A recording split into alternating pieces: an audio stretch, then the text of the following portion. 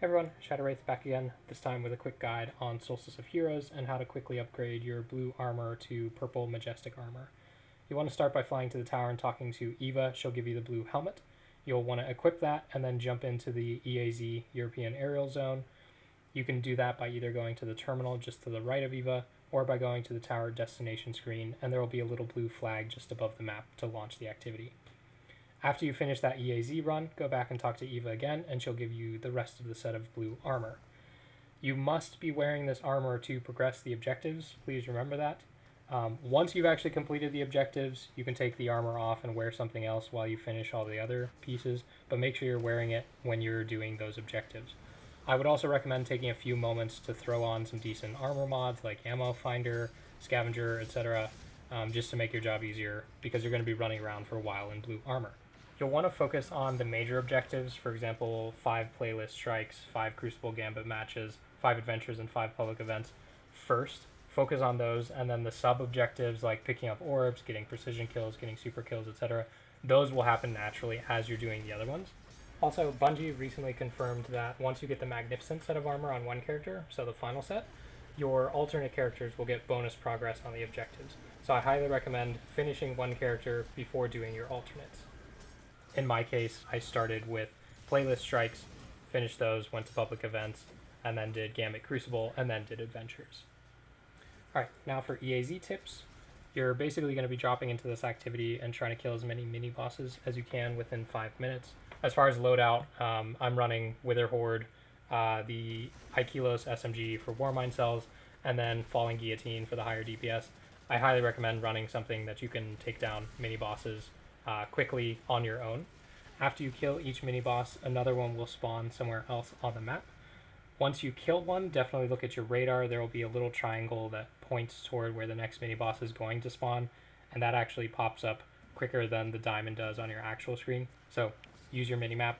Also, I would recommend using rooftops wherever possible. It's like a maze when you're down on the ground, and it's even worse trying to find your way through buildings. So highly recommend jumping from rooftop to rooftop if you're already up there to get to the next boss. You can also summon your Sparrow, so wherever possible, use Sparrows to speed things up. Once you kill these mini-bosses or the 5-minute timer runs out, a big boss will spawn, or sometimes several big bosses.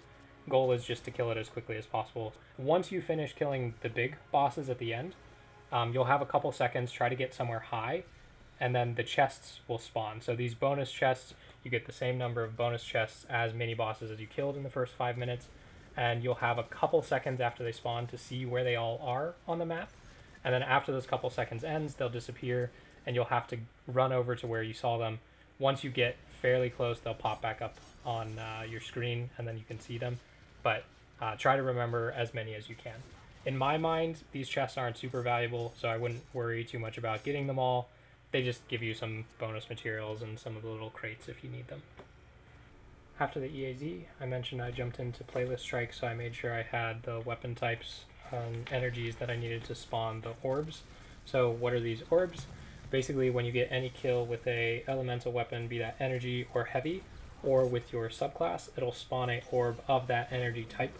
In Crucible, kinetic weapons will spawn an orb of your subclass type. When you pick up 30 of them, they'll give you a specific bonus. So in the case of solar, you'll get like this pulsing solar damage that goes out from you. For arc, you get sword regen and extra sword and melee damage. And then for void, if you crouch, you get like true sight and invisibility. So it's a nice perk to have if you pick up that many orbs. After I finished the 5 playlist strikes, I moved on to public events. I've heard you have to do these on Nessus, but for me that wasn't the case. I think you can actually do them on any planet.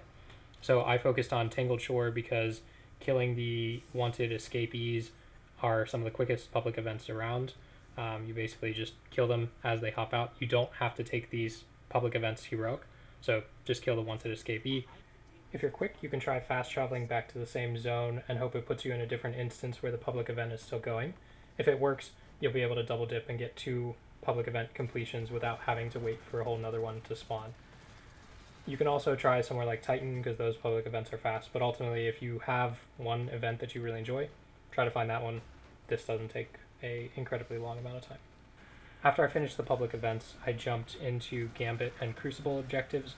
So I started with a standard Gambit match to pick up as many orbs as I could, Then I went to Crucible to try to get the rest of the Guardian defeats.